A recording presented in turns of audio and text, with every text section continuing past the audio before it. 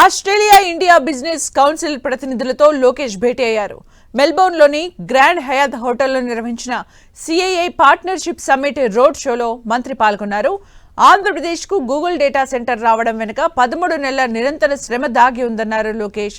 CM Chandrababu అపార అనుభవం, కేంద్ర సహకారం వల్లే ఏపీకి పెద్ద ప్రాజెక్టులు వచ్చాయని చెప్పారు.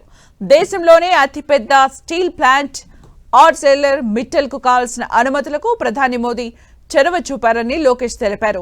15 నెలల్లో ఏపీకి వచ్చిన ఈ ప్రాజెక్టుకు నవంబర్లో శంకుస్థాపన జరుగుతుందని మంత్రి తెలిపారు. ఏపీలో పెట్టుబడులు పెట్టే కంపెనీ నిర్దేశించిన సమయం కంటే వేగంగా పూర్తి చేయడమే ప్రభుత్వ లక్ష్యమన్నారు లోకేష్. నవంబర్ 14, 15 తేదీల్లో విశాఖలో నిర్వహించే పార్ట్నర్షిప్ సమ్మిట్ 2025కు ఆస్ట్రేలియన్ పారిశ్రామికవేత్తలు హాజరై ఏపీలో పెట్టుబడి అవకాశాలను ప్రత్యక్షంగా తెలుసుకోవాలని కోరారు.